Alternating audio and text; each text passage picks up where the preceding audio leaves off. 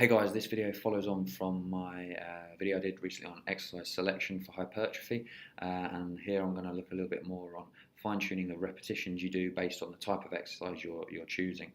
Um, a while back I wrote a series of blog posts detailing exactly the best way to train each muscle group, titled Muscle Specific Hypertrophy or something like that. Anyway, the point is that different muscles respond better to different rep ranges and training volumes and frequencies, and much the same way that muscles respond slightly different to things. Particular exercises respond better to various rep ranges based on their characteristics. So I just want to give you a little bit of an insight into that.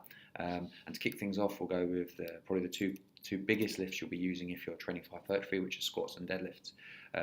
Both these exercises have quite high technical demands, so there's quite a big risk of form breakdown. And doing really high sets of squats or deadlifts can be extremely metabolically demanding. So that increases your risk of form breakdown and the chance of risk. So I generally don't like to go too high reps with squats or deadlifts. My basic rule of thumb would be to do most of your squats in the 6 to 10 rep range, and most of your deadlifts between 3 and 8 reps. And if you're a really tall guy or girl, I'd adjust that down a little bit further, and I'd say squats are 4 to 8 reps and deadlifts 3 to 6. Generally, I'd suggest the best way to program it is to do quite a few number of sets, stopping each set with a couple of reps in reserve, and that will allow you to accumulate a lot of volume without going so close to failure that you risk any significant injury.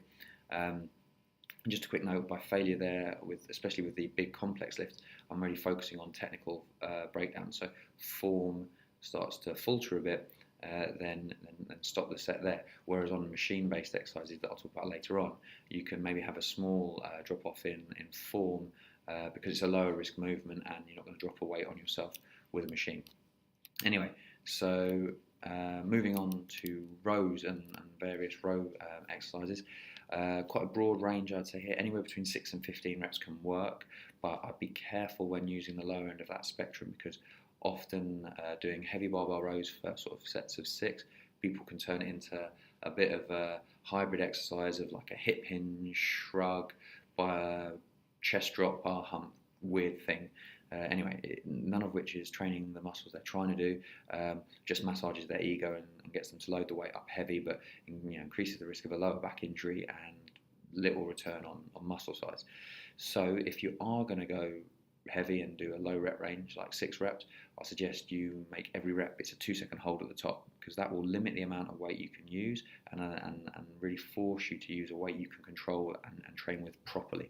And in terms of programming rows, I'd suggest you do them twice a week, and one great way to do it is you have a heavier day early in the week. So on Monday you hit sets of 6 to 8, and then later on in the week on a Thursday you do sets of in the 12 to 15 rep range, something like that.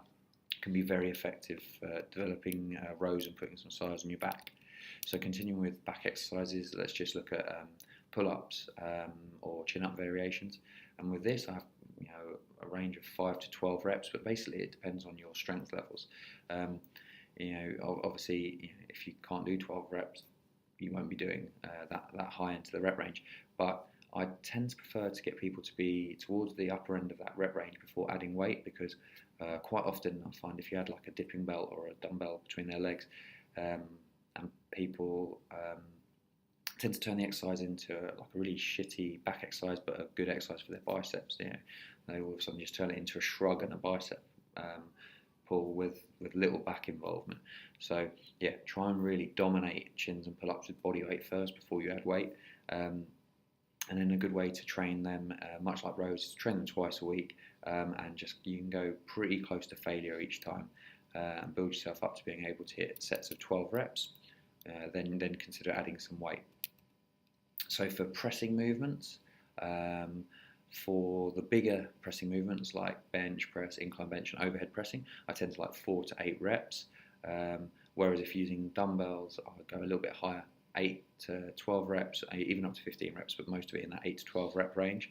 And the reason for that is that dumbbells are inherently unstable. You've got one in each hand, and going too heavy is a case of risk outweighing the reward you might get, especially if you have to waste a ton of energy getting the dumbbells into place. and you fatigue yourself before the set's even started. And if you think about it, like, when you unrack a bench, getting into position isn't that demanding, and you can put a really good effort into the set even if it's heavy. Whereas if you're trying to hit a set of 4 on dumbbell presses, you probably limit the weight you can use, because by the time you've got to heave them into position, you're so fatigued you can't give a great effort anyway. And just a little tip here is, if your spotter has to sort of help you into position and your arse is up in the air off the bench when you're doing dumbbell pressing, you messed up and you're probably using heavier than you need to be for dumbbells. I wouldn't suggest going higher than 15 reps on a regular basis, because you'll just be limited by the fatigue you accumulate on pressing movements, because the pec and triceps, they're primarily fast twitch fibres and they don't really suit that much. The occasional sets in 12 to 15 minute range can work, but I wouldn't suggest you do it often, and certainly going above that should be a very small part of your training program. Now let's move on to single leg lower body exercises, or unilateral lower body exercises. Now they're very similar to dumbbell pressing exercises in many respects, because they're inherently unstable as well, and balance is a big issue. So because of that, I tend to suggest you go a little bit lighter and move it up to a slightly higher rep range than you would for things like squats.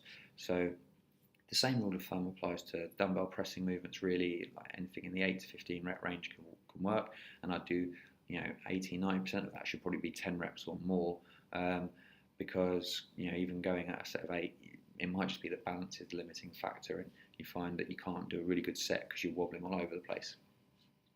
One tip to try and make up for that, and if you're doing stuff like a split squat, is that I've seen John Meadows set himself up with a squat rack and hold one of the columns to help balance himself, and he can really trash the quads and go relatively heavy that way. But still, I wouldn't suggest ever going below 8 reps for split squats or any single leg work. It just doesn't make sense. And so then finally, let's just look at isolation lifts or machine-based exercises. The rules kind of are pretty similar for those. And for those, in general, 10 reps up to, well, as many as you want to do kind of thing. Because they're great for sort of metabolic training, metabolic stress and lactic accumulation type exercise, protocol. So using these exercises for what they're best suited to is great, and it gets you really good pump. And if that type of training is something you're doing, or you're going to have programmed in or periodized into your overall training plan, then you might as well do it with the lifts that are best suited to that, rather than trying to force yourself into doing 20 rep squats, for example. Now, with that said, I'd suggest you do most of your work in the 10 to 15 rep range on isolation and machine-based lifts, but occasionally you can go above that, sets of 20, maybe even higher. It can have benefits. But doing those really high rep sets on the machine makes sense, because if your form starts to break down or you miss a lift, then the risk of injury is lower, because you can just let the weight drop down onto the stack, and it's not going to fall on you like it would if you were trying to do it with a bench press. Anyway, so that hopefully gives you an overview of how you can fine-tune your repetition selection based on the exercises you're doing to maximise your results. I hope that's helpful, and it's all these videos are helping you to piece together your training program. If you've got any questions, let me know. I'll be happy to get back to you with my best answer.